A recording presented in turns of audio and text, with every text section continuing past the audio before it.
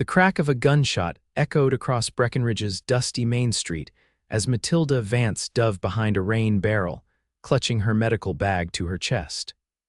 It wasn't how she'd imagined her first day in Colorado would unfold, tending to the wounded during a saloon brawl gone horribly wrong. The year was 1878, and frontier medicine was as harsh as the land itself. "Get down, Doc," someone shouted as another bullet splintered the wooden slats just inches from her face. Matilda bit back a scream, but couldn't stop the string of colorful curses that tumbled from her lips. Her father would have been scandalized to hear his well-bred daughter speak such language, but he wasn't here to witness her unladylike behavior. Neither was the Boston Medical Society that had laughed at her application, forcing her to seek a position in this remote Colorado mining town. "Holy hell," a deep voice drawled from somewhere above her. "That's quite a vocabulary you've got there, madam." Matilda looked up to find a tall figure silhouetted against the afternoon sun. A wide-brimmed Stetson shadowed his face, but she could see the glint of amusement in his eyes. "I don't need your commentary, sir," she snapped, voice rising above the chaos. "I need to get to the wounded man across the street before he bleeds out." "At your volume, I reckon the whole town can hear that plan," he said, crouching beside her. The movement brought his face into view, rugged features framed by dark stubble and eyes the color of the Colorado sky. "Name's Elijah Voss, Deputy Marshal, and you might want to wait until I clear this situation before running into gunfire, Dr. Vance, Matilda Vance." She extended her hand professionally, even as another shot rang out. "And that man will die if I wait." The deputy's eyebrows rose as he shook her hand. "The new doctor's a woman. Your powers of observation are remarkable," Matilda retorted. "Now, are you going to help me reach that patient, or shall I attempt it alone?" A slow smile spread across his face. "I'll help you, Doc. Just try to keep those colorful expressions to a whisper. Breckenridge isn't accustomed to ladies with such vocal opinions." Matilda's cheeks flushed with embarrassment. "I'm too loud for a proper lady," she worried aloud. Elijah laughed, a warm sound that somehow cut through the tension of the moment. "I love your voice," he said simply. "Now, on my signal, we're going to run to that alley. Ready?" Before she could respond, he grabbed her arm and they were running, bullets kicking up dust at their heels. And just like that, Matilda Vance's new life in the West began louder and more dangerous than she'd ever imagined. The wounded miner, a burly man named Morris, survived thanks to Matilda's swift action. She extracted the bullet from his shoulder while kneeling in the dirt of the alleyway, using whiskey as both anesthetic and disinfectant. Deputy Voss apprehended the shooter, a drunken gambler with poor aim and worse judgment, then returned to find Matilda finishing her crude field surgery. "You've got steady hands, Doc," he commented, leaning against the weathered clapboard wall. "Harvard Medical School," she replied, not looking up from her work. "Even if they refuse to grant me a proper diploma." "Seems you learned what you needed regardless," Elijah said, genuine respect in his voice. Matilda tied off the last stitch and sat back on her heels, finally allowing fatigue to show on her face. "My father taught me well. He was the one who believed women could be doctors, even when the institutions disagreed." "Was?" Elijah asked gently. "Influenza took him last winter." She packed her instruments methodically, focusing on the task to keep emotion at bay. "There was nothing left for me in Boston after that. When I saw the advertisement for a doctor in Breckenridge, it seemed like fate." "Well, you've certainly made an entrance."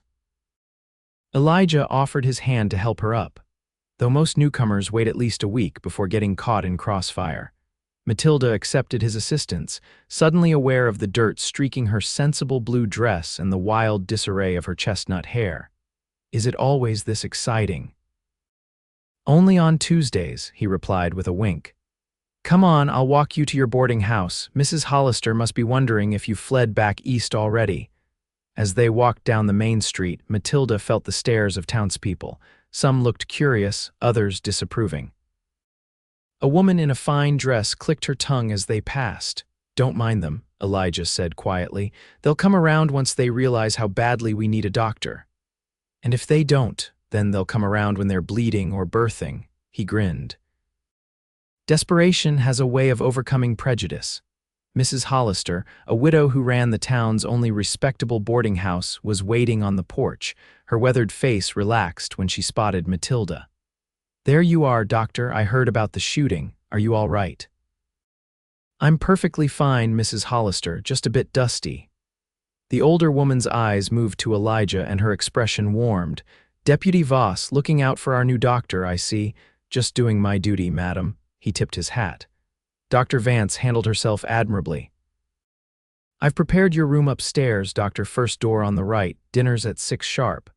Mrs. Hollister turned to go inside, then paused. "And Deputy, you're welcome to join us if you'd like. I've made apple pie." After Mrs. Hollister disappeared inside, Matilda turned to Elijah. "Is she matchmaking?" "Probably."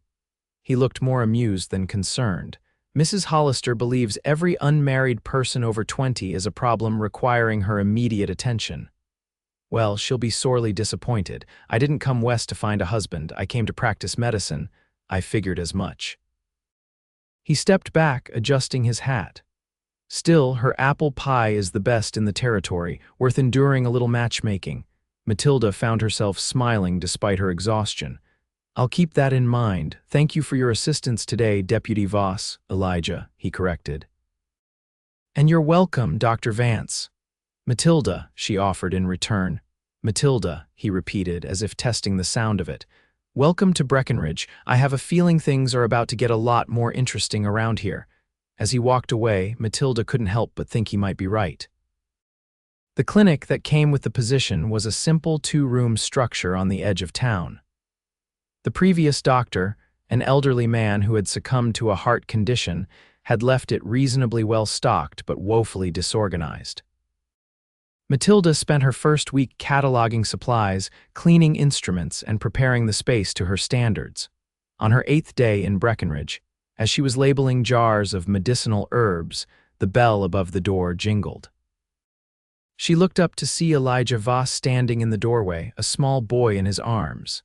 "What happened?" Matilda was already clearing the examination table. "Tommy Miller fell from a tree. His arm doesn't look right." Elijah laid the whimpering child gently on the table. Matilda smiled at the boy, who couldn't have been more than 8. "Hello, Tommy, I'm Dr. Vance. May I see your arm?" The child's eyes widened. "You're a lady." "Indeed I am, and a doctor too." She carefully examined the limb, which was clearly broken. "This will need to be set." "Deputy Voss, could you find his parents?" His paws working the mine. "Ma's on the way." Elijah knelt beside the table. "You're being mighty brave, Tommy. The doctor's going to fix you right up." "It's going to hurt, isn't it?" Tommy asked, his small face pinched with pain and fear. "Yes," Matilda answered honestly, "but only for a moment, and then it will start feeling better. I promise." She prepared a small dose of laudanum to dull the pain, explaining each step to Tommy in a clear, confident voice. When it came time to set the bone, she nodded to Elijah, who held the boy steady. "Ready, Tommy. Big breath in." The snap of bones sliding into place was accompanied by Tommy's shout, but Matilda was already wrapping the arm, her movements swift and sure. "There, the worst part is over." "You were very brave." Tommy's mother arrived just as Matilda was finishing the cast. She hovered anxiously as Matilda explained the care instructions. 6 weeks in the cast, no climbing trees, and bring him back in 2 weeks so I can check how it's healing. Matilda handed Mrs. Miller a small packet. "Willow bark tea for the pain, just a small cup twice daily." After they left, Elijah lingered. "You're good with children." "Children are often the most reasonable patients," Matilda replied, washing her hands in the basin. "They haven't yet learned to doubt a woman's capabilities." "You handled that better than old Doc Wilson ever did. He'd have been half in his cups before attempting to set a bone." Matilda frowned. "Was he often intoxicated when treating patients?" "More often than not, toward the end." Elijah leaned against the doorframe. "That's why the town was desperate enough to hire you, I suspect. They'd have taken anyone with a medical bag who could stand upright." "How flattering," Matilda said dryly. "Don't take it the wrong way. You're already proving yourself." He straightened up. "I should get back to my rounds. Just wanted to make sure Tommy was taken care of." "Thank you for bringing him in." She hesitated, then added, and for your help. Children can be surprisingly strong when they're in pain. Anytime, Doc. He tipped his hat and left, the bell jangling cheerfully in his wake. Over the next month, Matilda established a routine. Mornings were spent at the clinic. Afternoons often involved house calls to those too ill to travel. And evenings were for reading medical journals or writing letters that she wasn't sure would ever be answered. Her former colleagues in Boston had made their opinions of her frontier adventure quite clear. She saw Elijah frequently Breckenridge wasn't large enough for their paths not to cross. Sometimes he brought in patients, other times she spotted him patrolling the streets or breaking up minor disputes.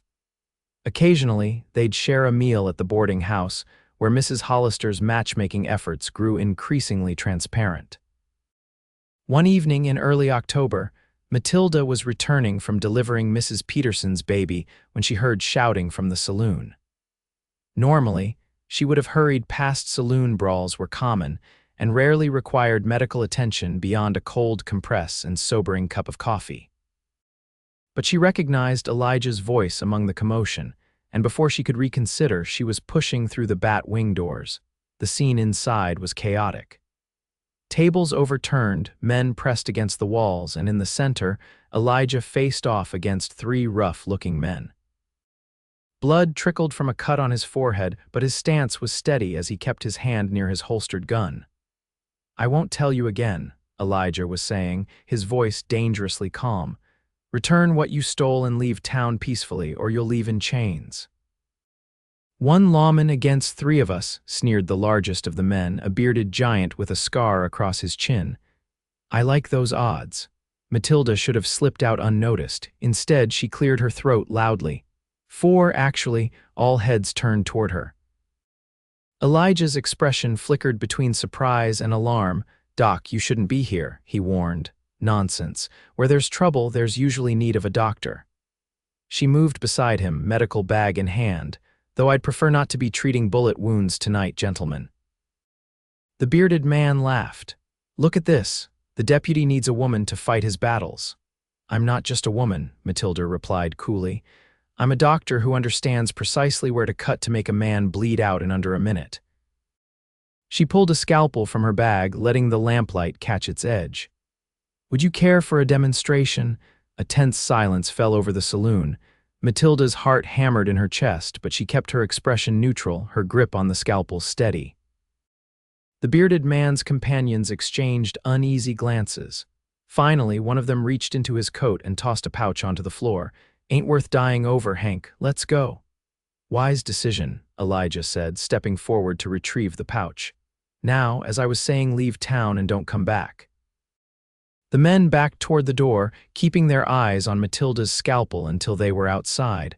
Only then did the tension in the room break, with several patrons releasing nervous laughter. Drinks for the deputy and the doc. Someone called, and suddenly Matilda found herself being guided to a table, a glass of whiskey placed before her. "That was either the bravest or the most foolish thing I've ever witnessed," Elijah said, taking the seat across from her. He dabbed at the cut on his forehead with a handkerchief. "Let me see that." Matilda moved her chair closer, setting down her untouched whiskey to examine his wound. "It needs cleaning, at least. Head wounds bleed dramatically, but this isn't deep." "You're changing the subject," he noted, wincing slightly as she cleansed the cut with alcohol. "Perhaps." She focused on her work, aware of how close they were sitting, of the warmth of his skin beneath her fingers. "I couldn't just walk past, not when you were outnumbered. So you threatened a man twice your size with a scalpel." There was something in his voice, not anger, but a kind of wonder. "It worked, didn't it?" She finished cleaning the wound and sat back. "You don't need stitches, just keep it clean, Matilda." He caught her wrist gently as she was putting away her supplies. "Thank you, but please don't put yourself in danger like that again." "My job is to protect this town, including you. And my job is to heal this town, including you." She met his gaze steadily. "We're both here to serve, Elijah. I won't apologize for doing what I thought was right." He held her eyes for a long moment, then slowly released her wrist. "You're unlike any woman I've ever met. I'll take that as a compliment." It was meant as one. He lifted his glass in a small toast to the loudest, bravest doctor in Colorado territory. Matilda felt her cheeks warm as she raised her own glass, to deputies who accept help when it's offered. Around them, the saloon had returned to its normal bustle, but Matilda was aware of the curious glances sent their way. Her reputation in town had just taken another unusual turn, the lady doctor who confronted outlaws with medical instruments. "This will be all over town by morning," she sighed. "Does that bother you?" Elijah asked. Matilda considered the question. "Not as much as it probably should. My chances of being considered a proper lady were slim to begin with." "Proper is overrated," Elijah said with a grin. "I much prefer authentic." Says the man who doesn't have to navigate society's expectations for his gender. "Fair point." He nodded thoughtfully. "But out here, those expectations aren't quite as rigid as back east. People value capability over propriety when times get tough." "And the times in Breckenridge seem perpetually tough," Matilda observed wryly. "It's a mining town in the mountains. Life here isn't easy." He finished his whiskey. "But there's a freedom to it that you don't find in more civilized places." Matilda thought about her stifling life in Boston, the sidelong glances, the closed doors, the constant need to prove herself while simultaneously appearing demure and unassuming. Here, at least, she could be judged on her skills rather than her adherence to feminine ideals. "I should get back to the boarding house," she said finally. "Mrs. Hollister locks the doors at 9. "I'll walk you," Elijah offered, standing. "After tonight's excitement, it seems prudent." The October night was crisp, stars brilliantly clear in the mountain sky. Their breath formed small clouds as they walked in companionable silence until Elijah spoke. "What made you become a doctor? It couldn't have been an easy path." Matilda pulled her shawl tighter against the chill. "My mother died in childbirth when I was 12, the baby too. I remember thinking that if I'd known what to do, maybe I could have saved them." She paused, the memory still sharp after all these years. "My father encouraged my interest in medicine. He was progressive in his thinking, believed women had the temperament and intelligence for healing work." "He sounds like a good man." "The best," she smiled sadly. "He'd be proud to see me here, I think, practicing medicine even if it's not quite how we imagined."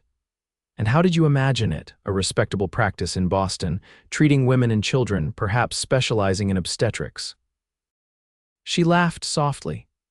"Instead, I'm threatening outlaws in saloons and delivering babies in mining cabins." "Do you regret it? Coming here?" Matilda considered the question carefully. "No," she said finally. "I'm needed here in a way I never would have been in Boston."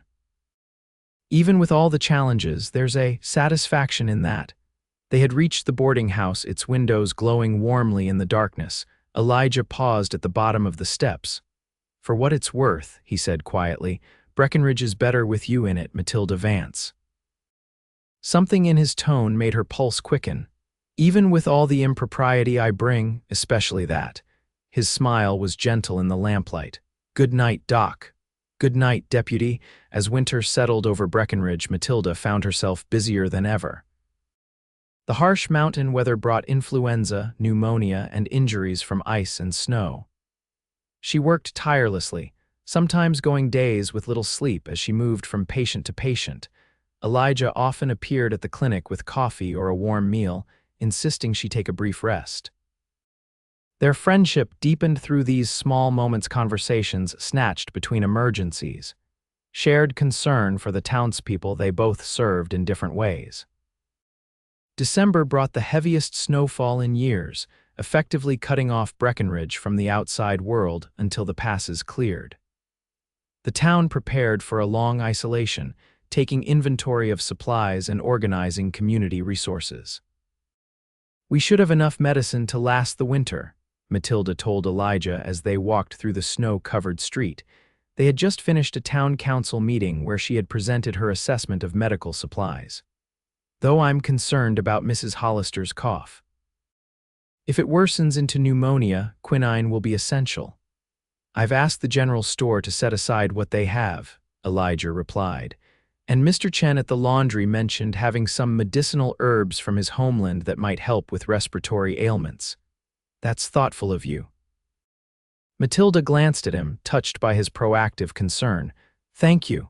Just doing my job. Keeping the town safe includes preventing disease when possible." He looked up at the gray sky. "More snow tonight. You should finish your rounds early." "I just need to check on the Sullivan baby, then I'm done for the day." She adjusted her scarf against the biting wind. "Will you join us for dinner? Mrs. Hollister's making stew." "I'd like that," he said with a smile that warmed her more than her woolen cloak.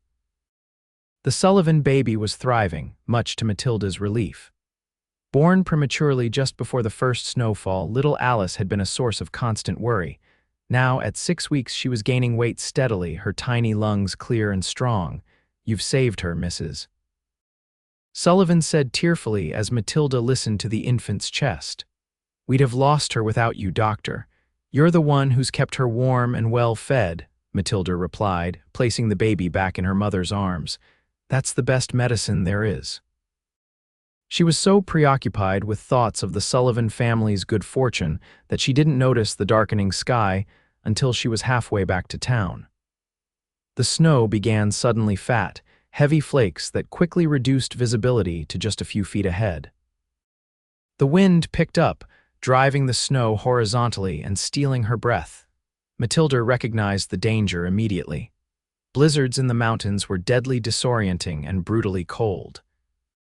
She pulled her scarf over her nose and mouth, squinting against the white onslaught as she tried to keep to the path. But the landmarks she knew were rapidly disappearing under the swirling snow. After what felt like hours but was likely only minutes, Matilda realized she was lost.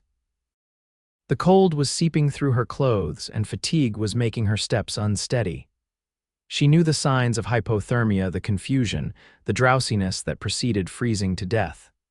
With effort, she pushed forward, calling out periodically though her voice was swallowed by the howling wind. When she heard someone calling her name, Matilda thought it might be her mind playing tricks. But then a dark shape materialized through the whiteness, and suddenly Elijah was there, his face etched with worry. "Matilda, thank God." He wrapped a heavy coat around her. "I've been searching everywhere. How did you find me?" Her lips were so numb she could barely form the words. "When you didn't return, I knew something was wrong." He guided her forward, one arm securely around her waist. "The clinic was closer than the boarding house. We need to get you warm." The clinic was dark and cold when they arrived, but Elijah worked quickly, building a fire in the small stove while Matilda huddled in her wet clothes, shivering violently.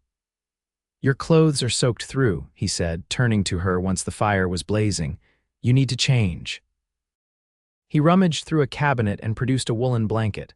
"I'll step outside." "No," Matilda said through chattering teeth. "It's a blizzard, just turn around." With fingers clumsy from cold, she struggled with the buttons of her dress. After a futile minute, she made a sound of frustration. "Let me help," Elijah said quietly, still facing away. "Just tell me what you need." "I can't unfasten my dress," she admitted, embarrassment warming her cheeks if nothing else. "My hands won't cooperate." He turned slowly, his expression professionally neutral despite the intimacy of the situation. "May I?" Matilda nodded, unable to meet his eyes as he gently helped with the buttons and hooks of her outer garments. He kept his gaze averted as much as possible, his touch clinical and respectful. Once her dress and petticoat were removed, he immediately wrapped the blanket around her shoulders and returned to the stove, giving her privacy to remove her wet stockings and chemise beneath the blanket's cover. "There's a nightshirt in the cabinet," Matilda said. "For patients who need to stay overnight." Elijah retrieved it without comment, handing it to her with his back turned once more. Matilda pulled it on gratefully, then wrapped the blanket around herself again. "You can turn around now," she said. "Thank you for your assistance." He nodded, busying himself with hanging her wet clothes near the stove. "You should lie down. The examination table isn't comfortable, but it's better than the floor." "What about you?" "I'll keep the fire going." He pulled a chair close to the stove. "Get some rest, Matilda. We're not going anywhere until this storm passes." Despite her lingering chills and the strange circumstances, exhaustion soon pulled Matilda into sleep. She dreamed of wandering through endless snow, calling for someone she couldn't name, while wolves howled in the distance. She woke with a start to find the clinic bathed in gray morning light. The storm had passed, leaving an eerie silence in its wake. Elijah was asleep in the chair, his head at an uncomfortable angle, one hand still holding a poker for the stove. Matilda watched him for a moment, struck by the vulnerability of sleep on a face usually so composed. In repose, the lines of responsibility eased from his features, making him appear younger. She noticed for the first time the slight curl to his hair, the length of his eyelashes, the small scar near his right ear. As if sensing her gaze, Elijah opened his eyes, momentarily disoriented before focusing on her face. "You're awake. How do you feel?" "Better, thank you." She sat up, adjusting the blanket around her shoulders. "You saved my life yesterday. Anyone would have done the same, but it wasn't anyone, it was you." She held his gaze. "You came looking for me in a blizzard, Elijah. That goes beyond duty." He looked away, uncomfortable with her gratitude. "The town needs its doctor." "Is that the only reason?" The question hung between them, more intimate than their shared night in the clinic, more revealing than her state of undress. Elijah stood, moving to the window where dawn was breaking over a transformed landscape. Fresh snow blanketed everything, pristine and dazzling in the morning light. "No," he said finally, still facing the window. "That's not the only reason." Matilda's heart quickened. "Then why?" He turned to her, his expression open in a way she hadn't seen before. "Because the thought of losing you was unbearable." The honesty in his voice left her speechless. This was dangerous territory, more treacherous than any blizzard. As a female physician, she had always known that her professional life and personal life would be in conflict. A husband, a family, these were complications she had set aside in pursuit of her calling, and yet, "I don't know what to say," she admitted. "You don't have to say anything." He moved toward the stove, checking the fire. "Your clothes should be dry enough to wear. Mrs. Hollister will be worried." The moment was passing, slipping away like snow melting in sunlight. Matilda felt a sudden, fierce regret. "Elijah." Her voice was stronger now, more certain. "What if I want to say something?" He paused, hope and caution warring in his expression. "Then I'd listen." Matilda took a deep breath. "I've spent my entire adult life proving I can stand alone, that I don't need to be defined by a man or by society's expectations." She met his eyes. "But standing alone isn't the same as being alone, and lately I've found myself not wanting to be alone." "Matilda, please let me finish." She clutched the blanket tighter. "What I'm trying to say, rather inelegantly, is that you've become important to me, more than I expected, more than might be wise given our positions in this town." Elijah crossed the room slowly, as if giving her time to retreat, and knelt beside the examination table where she sat. "Wisdom is overrated," he said softly, "and positions change. What doesn't change is how I feel when I'm with you. And how is that?" "Like I've found something I didn't know I was missing." His hand covered hers, warm and steady. "You challenge me, Matilda. You make me see the world differently. And yes, sometimes you're louder than is considered proper, but your voice is honest. True, I wouldn't change it for anything." Tears pricked at Matilda's eyes. "People will talk. People already talk. Let them. It won't be easy. A deputy and a female doctor, nothing worth having comes easy." He smiled, that warm, genuine smile that never failed to affect her.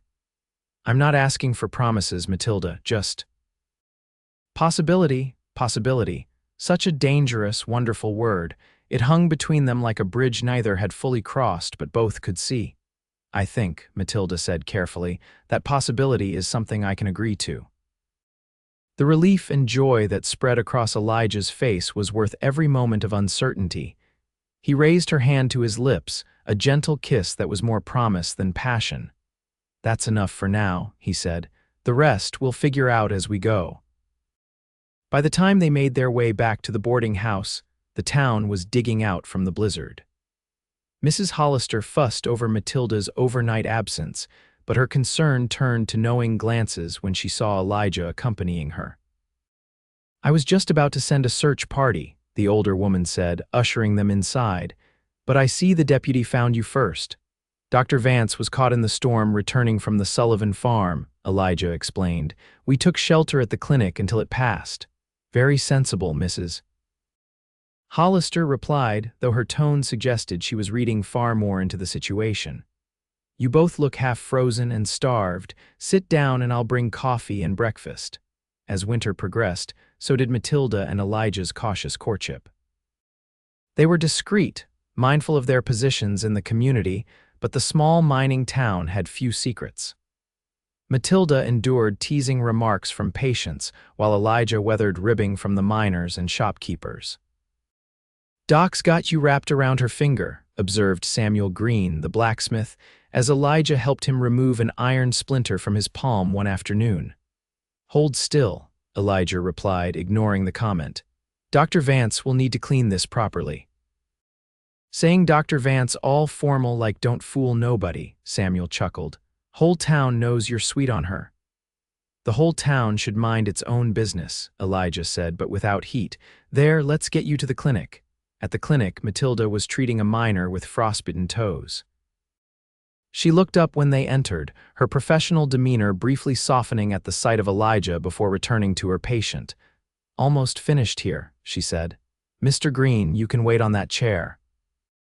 Elijah watched her work, admiring her efficiency and gentle manner with the miner, who looked embarrassed about removing his boots in mixed company. Matilda put him at ease with straightforward questions about his symptoms and clear instructions for care.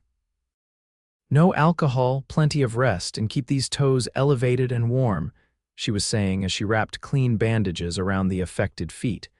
"Come back in 3 days so I can check your progress." The miner shuffled out, nodding respectfully to Elijah as he passed. Samuel took his place at the examination table, extending his injured hand to Matilda. "Nasty splinter," she commented, probing the wound carefully. "How did this happen?" As Samuel explained his accident, Elijah moved to the window, watching the street where children were building snow forts. He felt a contentment he hadn't expected to find in Breckenridge or anywhere, really. After the war, he drifted westward, taking law enforcement positions in increasingly remote towns.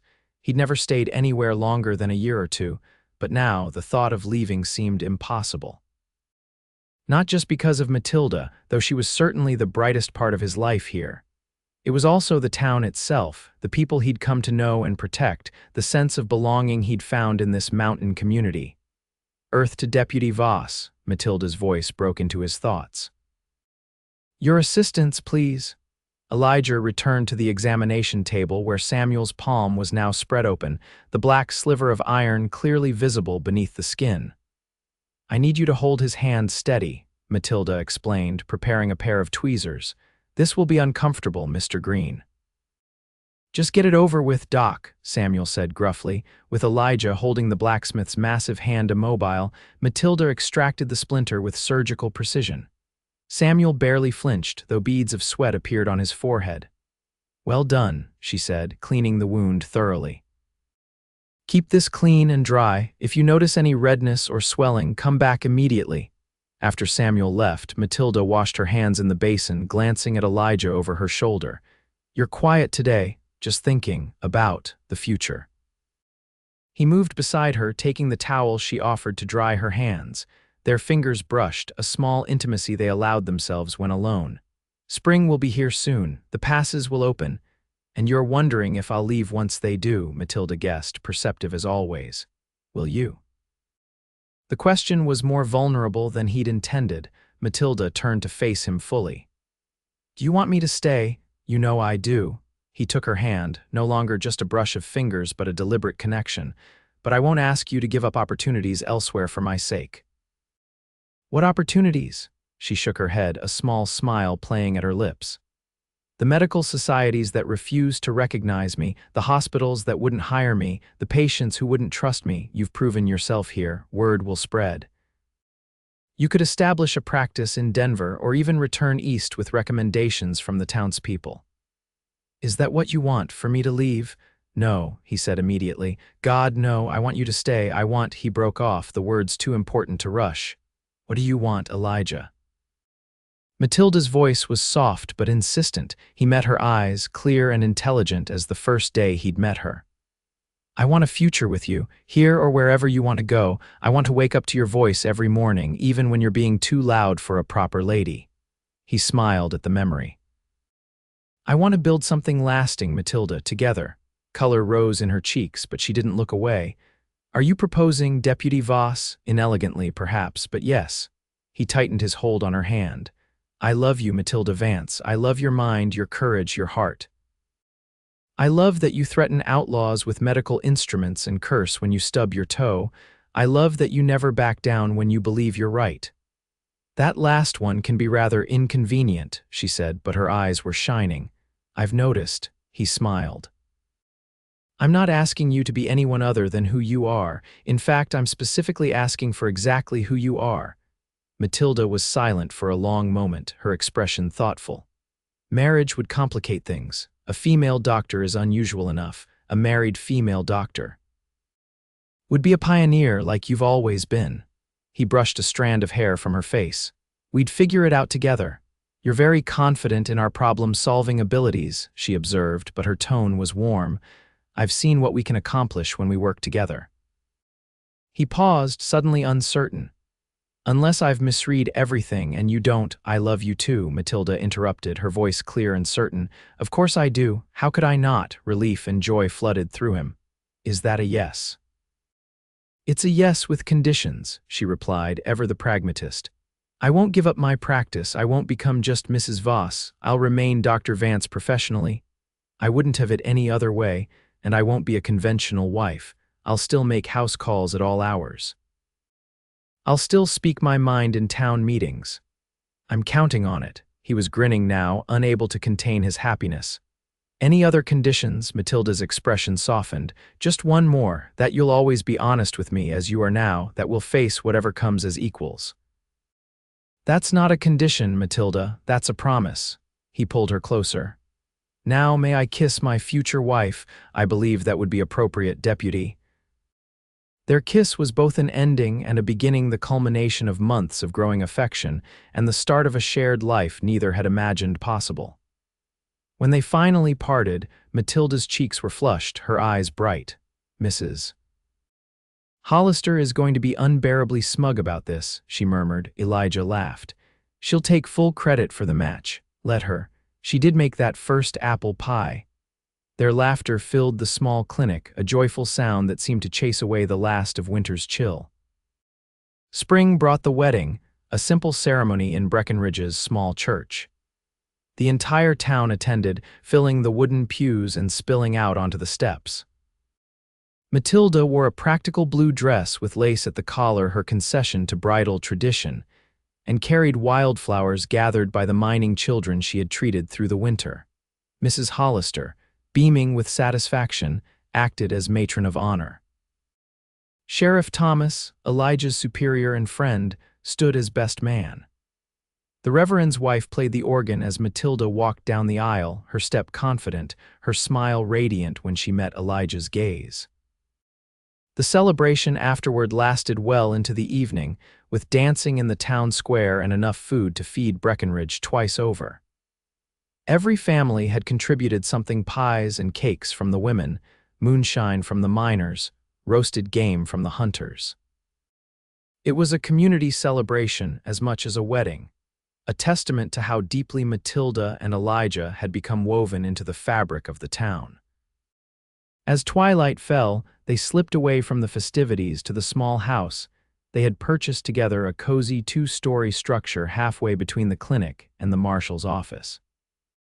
It needed work, but they had agreed it was perfect for their needs, with room for a garden and perhaps, someday, children. Welcome home, Mrs. Voss, Elijah said as he carried Matilda across the threshold, adhering to tradition despite her laughing protests. Dr. Vance Voss, if you please, she corrected, though her arms were tight around his neck. Dr. Vance Voss, he repeated solemnly, setting her gently on her feet. That's quite a mouthful, you'll manage. She looked around the sparsely furnished main room, which contained little more than a table, 2 chairs, and a small sofa. It's really ours, isn't it? Every drafty corner. He wrapped his arms around her from behind, resting his chin on her shoulder.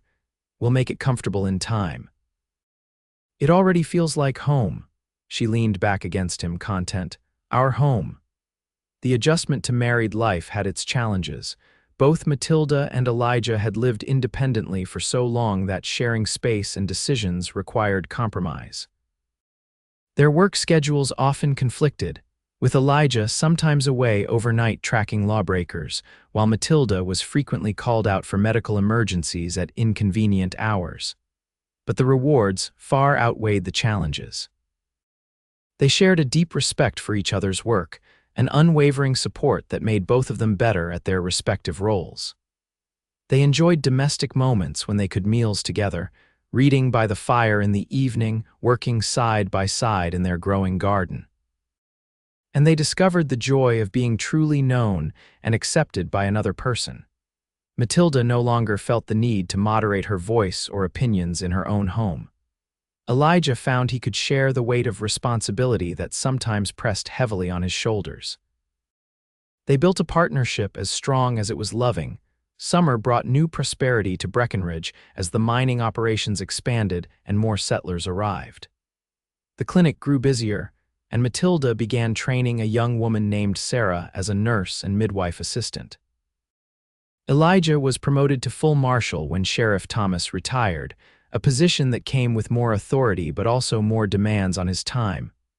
One sweltering August afternoon, Matilda was inventorying medical supplies when Sarah burst into the clinic, breathless with excitement. "Doctor, there's been an accident at the new mine shaft, multiple injuries." Matilda was already gathering her emergency bag. "How many injured?" "At least 5, maybe more. They're bringing them to the town hall. There's not enough space here." "Go ahead and prepare the hall. I'll gather additional supplies and follow." Matilda moved efficiently, selecting bandages, suture materials, and pain medications. "Send someone to find Marshal Voss. We'll need help organizing things." Within minutes, Matilda was hurrying toward the town hall, her medical bag in one hand and a crate of supplies in the other. The street was filled with anxious people, wives and children of miners seeking information, townspeople offering assistance. Inside the hall, chaos reigned. Injured miners lay on hastily arranged cots, some moaning in pain, others ominously silent. Sarah was attempting to triage the wounded, her young face set with determination despite her limited training. "Report," Matilda said crisply, setting down her burdens and washing her hands in a basin Sarah had prepared. 7 injured total, 2 with what looked like broken bones, 1 with a head wound, 3 with burns, and 1. Sarah's voice faltered. "1 very bad, doctor." "Chest crushed by a fallen beam." Matilda nodded grimly. "Let me see the worst first." The critically injured miner was barely conscious, his breathing shallow and labored. Blood bubbled at his lips with each painful gasp, indicating internal damage. Matilda examined him quickly, her heart sinking at the severity of his injuries. There was little she could do beyond making him comfortable. She moved methodically through the injured, setting bones, cleaning and bandaging burns, stitching lacerations. The head wound was concerning a young miner named Joseph who had been struck by debris. His skull wasn't fractured, thankfully, but concussions could be unpredictable. Hours passed as Matilda worked. Elijah arrived with other men from town to help, organizing a rotation of assistants and ensuring families were informed. He caught Matilda's eye across the room occasionally, a silent communication of support. As twilight fell, the situation stabilized. 6 of the 7 injured were resting as comfortably as possible, their immediate needs addressed. The 7th, the miner with the crushed chest, had died despite Matilda's efforts.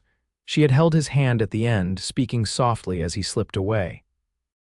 Now she sat beside him, weary beyond words as she prepared the death certificate.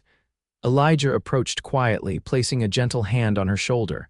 "You did everything possible," he said softly. "It wasn't enough." She looked up at him, her eyes red-rimmed but dry. "His wife is expecting their 3rd child next month." Elijah knelt beside her chair. "I know, I've spoken with her. She doesn't blame you, Matilda. No one does. I blame me." She set down her pen. "I should have been able to save him. Some injuries are beyond healing, even for the best doctor." He took her hand, his thumb stroking her wedding band. "You saved 6 men today. Focus on that." Matilda nodded, though the loss still weighed heavily. I need to check on Joseph again. His concussion worries me. Let Sarah monitor him for an hour while you rest. Elijah's voice was gentle but insistent. You've been working nonstop since noon. I can't leave them. You're not leaving them. You're taking necessary care of yourself so you can continue to care for them. He helped her to her feet. Just come home long enough to eat something and close your eyes for an hour. Sarah will send for you if anything changes. Too exhausted to argue further, Matilda allowed herself to be led home.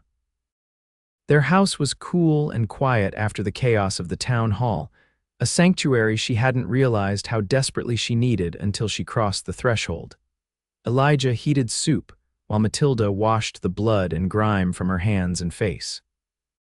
They ate in companionable silence, the simple meal restoring some of her strength. Afterward, despite her intention to return immediately to her patients, Matilda found herself nodding off at the table. Bed, Elijah said firmly, guiding her to their bedroom.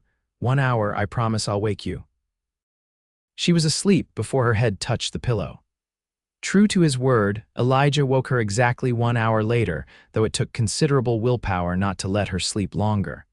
Her face was peaceful in repose, the worry lines smoothed away, and he hated to disturb her.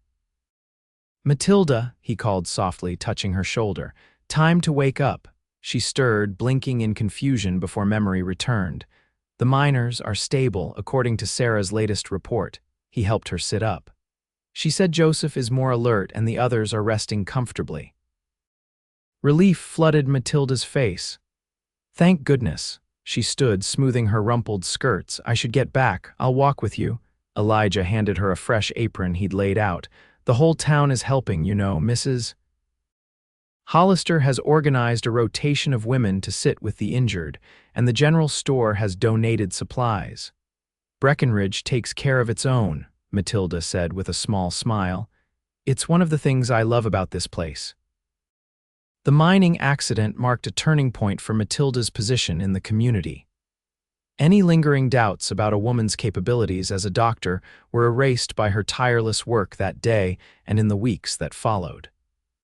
All 6 of the surviving miners recovered, though Joseph would suffer headaches for years to come, and one of the men with burns lost partial use of his hand. The town's gratitude manifested in practical ways repairs to the clinic roof that Matilda had been putting off, a new examination table built by the recovered miners, increased participation in her campaign for better sanitation practices in the mining camps. Autumn came to the mountains in a blaze of gold and crimson. Matilda and Elijah celebrated their 6-month anniversary with a picnic by the creek, taking a rare day away from their responsibilities. They spoke of the future, of their hopes for the town and for their life together. Do you ever regret it? Elijah asked as they lay on a blanket, watching clouds drift across the October sky. Marrying me, staying in Breckenridge, Matilda turned to face him, surprised by the question. Never. Why would you ask that? He shrugged, plucking a blade of grass.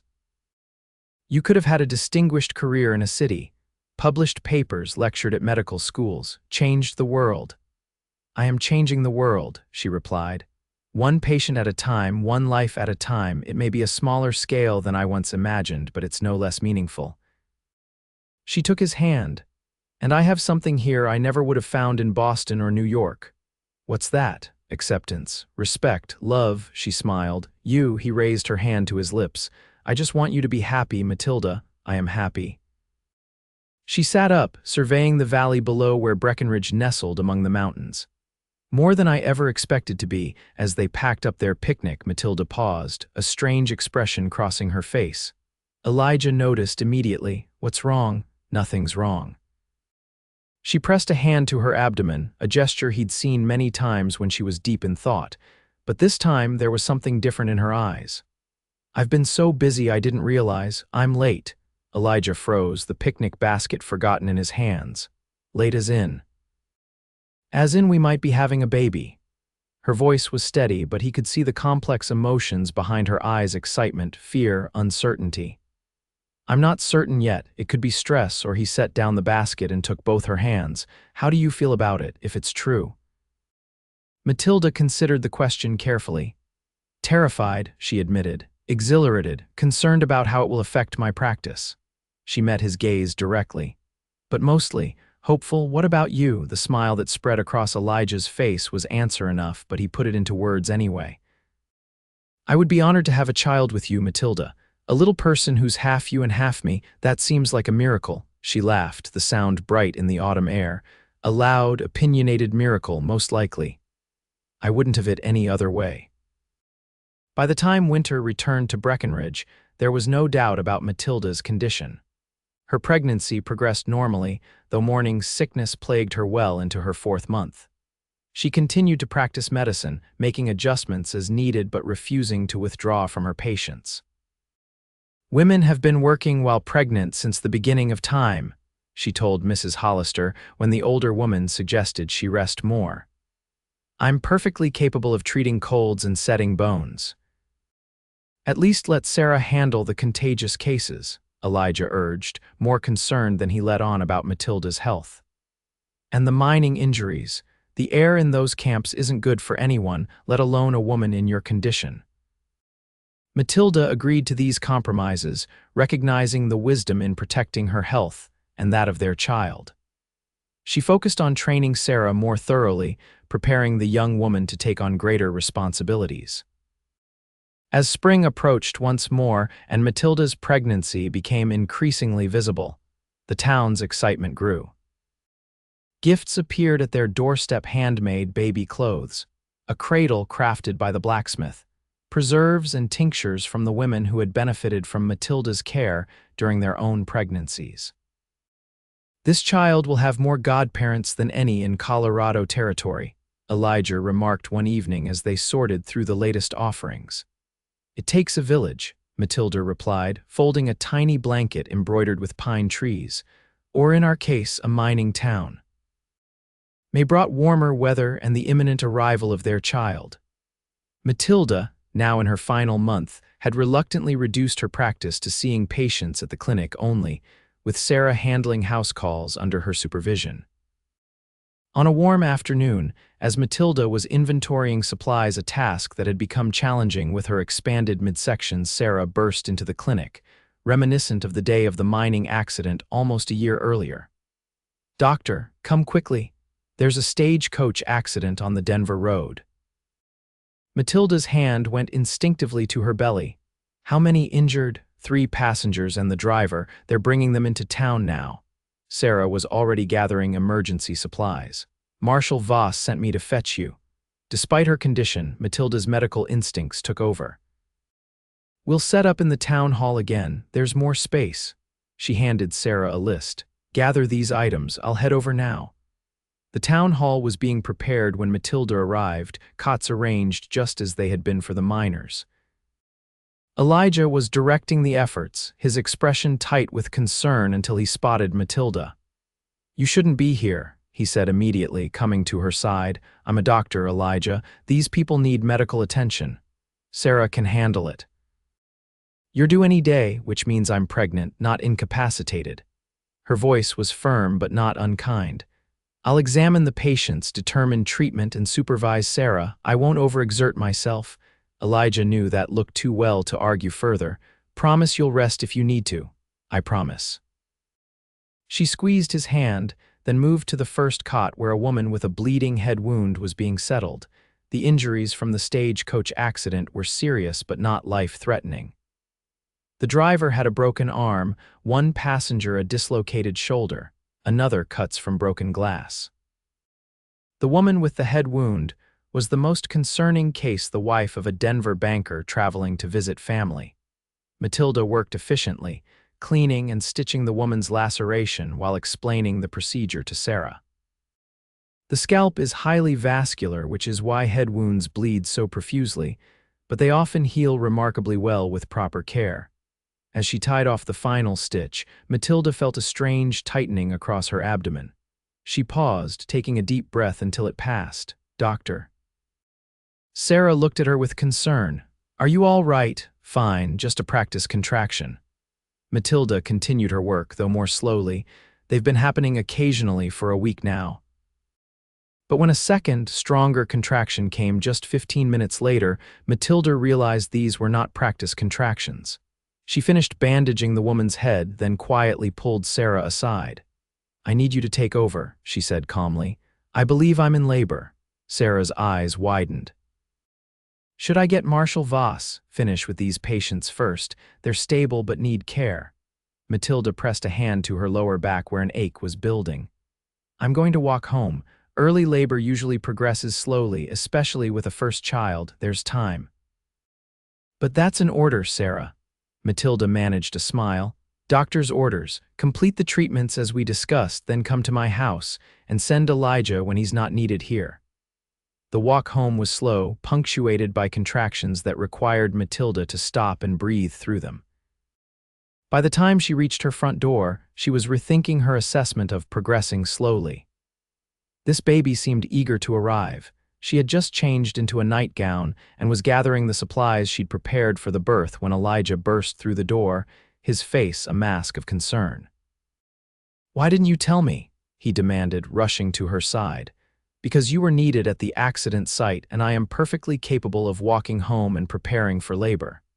She grimaced as another contraction began, though I may have underestimated how quickly things would progress. Elijah's expression shifted from concern to near panic.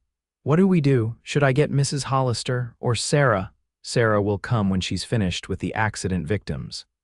Matilda took slow, measured breaths as the contraction peaked. "Mrs. Hollister would be helpful, yes."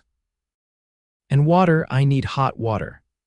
Elijah moved with purpose now, stoking the fire and putting on kettles of water, then rushing to fetch Mrs. Hollister. He returned with not only the boarding house proprietor, but also 3 other women from town who had experience with childbirth. "Out with you now, Marshal," Mrs. Hollister said firmly, taking charge of the bedroom. "Birthing is women's work. We'll call you when there's news." Elijah looked to Matilda, unwilling to leave without her permission. "It's traditional," she said, managing a small smile despite her discomfort. "And perhaps for the best. I can't promise to be ladylike during this process." "As if I've ever wanted you to be a proper lady," he replied, coming to kiss her forehead. "I love you, Matilda, all of you, including your voice at its loudest." "You may regret those words in a few hours," she warned, then gasped as another contraction began. Elijah was ushered from the room, the door closing firmly behind him. For the next several hours, he paced the small living room, wincing at each cry that filtered through the wood. Sarah arrived, slipping into the bedroom with fresh supplies. Neighbors brought food he couldn't eat and reassurances he barely heard. As night fell, the cries grew more frequent, more intense. Then, shortly before midnight, a different cry pierced the air, the unmistakable wail of a newborn taking its first breath. Elijah froze in his pacing, heart pounding as he stared at the bedroom door. Minutes that felt like hours passed before it finally opened, and Mrs. Hollister emerged, her face tired but beaming. "Congratulations, Marshal Voss, you have a healthy son, a son." Elijah felt his knees weaken with relief and joy. "And Matilda, exhausted but well, she's asking for you." The bedroom was warm and dim, lit only by a single lamp. Matilda lay propped against pillows, her hair damp with sweat, her face pale but radiant as she cradled a small bundle against her chest. "Meet your son," she said softly as Elijah approached the bed. "William Thomas Voss, after your father and the sheriff." Elijah sat carefully beside her, gazing in wonder at the tiny red face partially visible among the blankets. "He's perfect," he whispered, gently touching the downy head. "You're perfect. I've never been more in awe of you, Matilda." "I may have been somewhat less than dignified during the process," she admitted, her voice hoarse from exertion. Mrs. Hollister looked quite shocked at some of my expressions. "I told you I love your voice in all its forms," he kissed her tenderly. "Thank you for our son." "Would you like to hold him?" She carefully transferred the newborn to Elijah's arms, smiling at the mixture of terror and devotion on his face. William squirmed, his tiny features scrunching in displeasure at the transition, then settled as Elijah cradled him securely. "Hello, William," he murmured. "Welcome to the world, son." Matilda watched them, her heart so full it ached. This family they had created unexpected, unconventional, but so profoundly right was her greatest accomplishment, more meaningful even than her medical practice. "I never imagined this," she said quietly. "When I came to Breckenridge, I was only looking for a place to practice medicine. I never thought I'd find everything." Elijah looked up from their son's face, his eyes shining with emotion. "Everything is exactly what you deserve, Matilda. Everything and more." As William grew from infant to toddler, Breckenridge continued to prosper. The railroad finally reached the town, bringing more settlers, more commerce, and more patients for Dr. Vance Voss.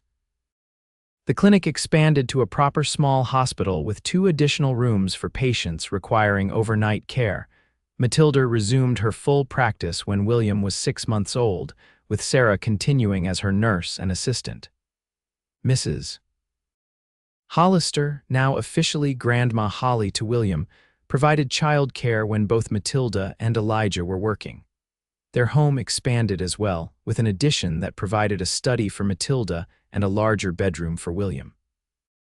The garden flourished under Elijah's care, producing vegetables for their table and herbs for Matilda's medicinal preparations. On William's 2nd birthday, as summer bloomed across the mountains, they held a celebration in their garden.